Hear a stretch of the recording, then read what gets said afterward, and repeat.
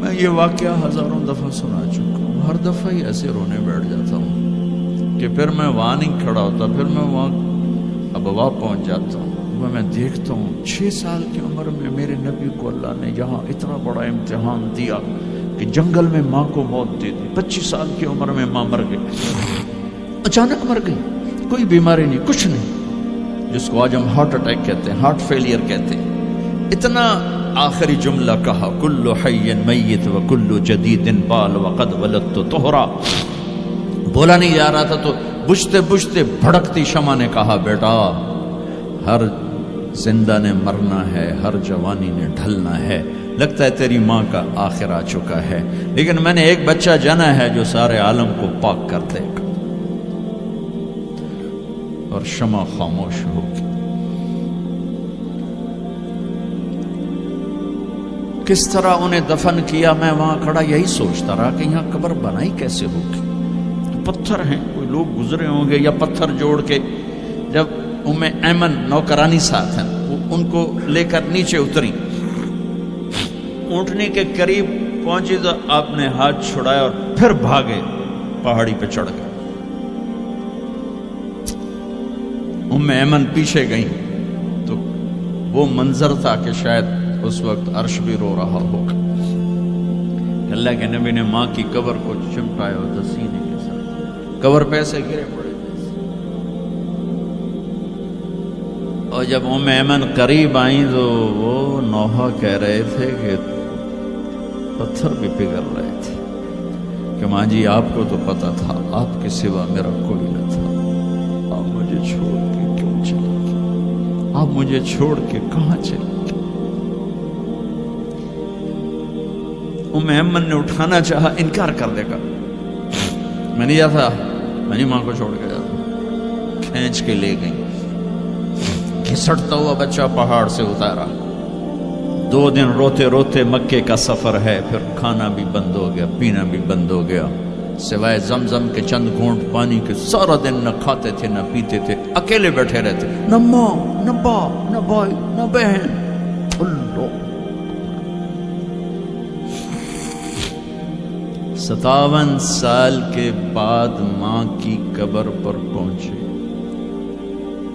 اور قبر کے سرہانے آ کر بیٹھے، گوڈے اوپر اٹھائے اور ہاتھ یہاں رکھے اور سر گوڈوں میں دیے، جیسے چھوٹے بچے رونے کی پوزیشن بناتے ہیں۔ یہ چھوٹی جگہ میں دکھا نہیں سکتا،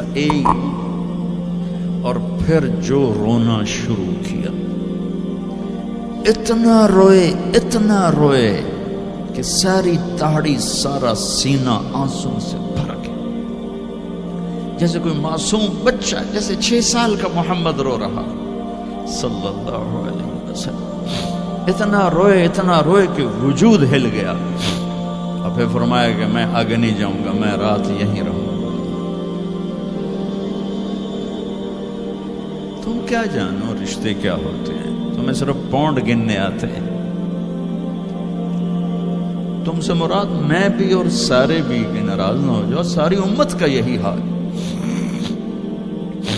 رات وہاں گزاری، ہائے کیا کہہ رہے ہیں، کاش میری ماں کبھی ہوتی، میں ایسی خدمت کرتا کہ بریڈ فورڈ والے بھی یاد کرتے ہیں، میں ایسی خدمت کرتا کہ میں عشاء کی نماز کے مصلی پر کھڑا ہوتا اور سورۃ فاتحہ پڑھ رہا ہوتا، اور پھر ادھر سے میری ماں کہتی محمد، تو میں نماز توڑ کے کہتا لبیک اماں جی، ماں جی حاضر ہوں، ماں جی حاضر۔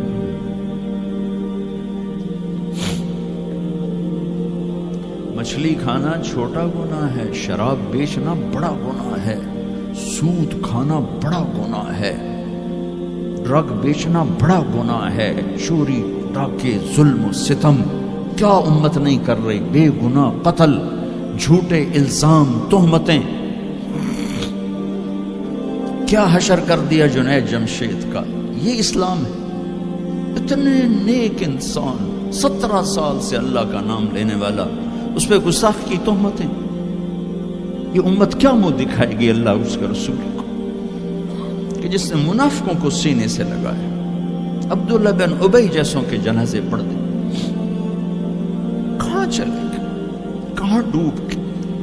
اتنا زوال, اتنی اندھیری رات ہے کہ امید ہی ختم ہو گئی کہ پتہ نہیں دن بھی چڑھے گا.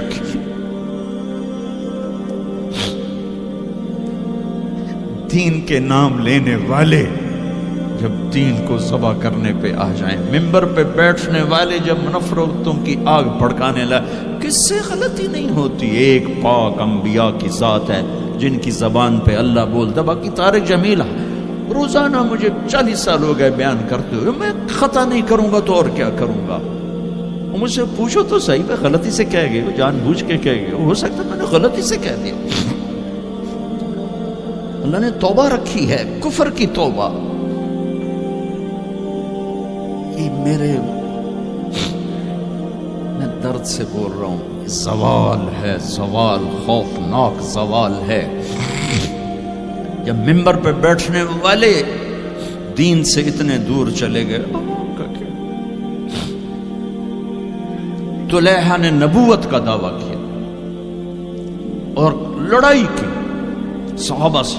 عکاشہ بن محسن جیسے بدری صحابی کو شہید کیا, اتنے بڑے مقام کے صحابی کو شہید کیا.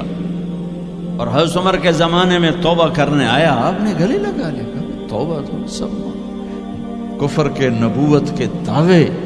میرا اللہ کہتا میں تو ہر بیان میں کہہ رہا ہوں کہ دھرتی گناہوں سے بھر کے ایک دفعہ کہو یا اللہ میری توبہ, تو اللہ کہتا جاؤ سب معاف کیا. یہ میں زوال بتاؤ, آج امت کتنی پستی میں چلی گئی ہے, کس قدر فرقہ واریت نے ایک اژدہا کی شکل اختیار کر لی ہے. ایک دوسرے کو سلام کرنے سے کہ کافر کافر کافر, کتے خنزیر. میرا نبی ایسے بولتا تھا. میں انسان ہوں, بول رہا ہوں, بولتے بولتے کوئی غلط جملہ بول سکتا. گستاخی کا جان بوجھ کے کرنے والا یقیناً دارہ اسلام سے عمل چھوڑنے سے آدمی کافر نہیں ہوتا. گستاخی کرنے سے, نماز چھوڑنے سے کافر نہیں ہوتا, گناہگار ہے. نماز کی گستاخی کرنے سے وہ دارہ اسلام سے نکلتا ہے, لیکن اس کے لیے بھی توبہ کا دروازہ کھلا ہوا ہے. لیکن یہ کتنا تعصب ہے, نفرت ہے کہ ایک آدمی کی 17 سال کی پاک زندگی کو ایک غلطی پر کفر بنا دیا. یہ گراوٹ ہے, زوال ہے. ہمیں بندر خنزیر بنانے کے لیے فرقہ واریت ہی کافی تھی. اس کملی والے کو دعائیں دو جس نے حسن حسین کو ذبح بنا دیا. تمہارے لیے ہاتھ اٹھو, میری امت کے ساتھ کیا کرے گا, پوچھ کے ہو. اور وہاں سے جواب آتا ہے ساتھ دوں گا. ایک لمحہ جہاں سانس کا تار ٹوٹتا ہے, اس کے اگلے لمحے طارق جمیل ہٹ کر میت آ جاتا, مولانا ہٹ کے ڈیڈ باڈی آ جاتا, ہاتھوں سے اٹھا کر زمین کی تہ میں دبا کے واپس آ کر. کسی کو یاد نہیں ہوتا کوئی ماں تھی جو راتوں کو تڑپتی تھی, کہیں بھی کوئی یاد نہیں کرتا کہ کوئی تھا, کسی کو یاد نہیں آتا ہے. یہ بے رحم دنیا کا بے رحم قانون ہے.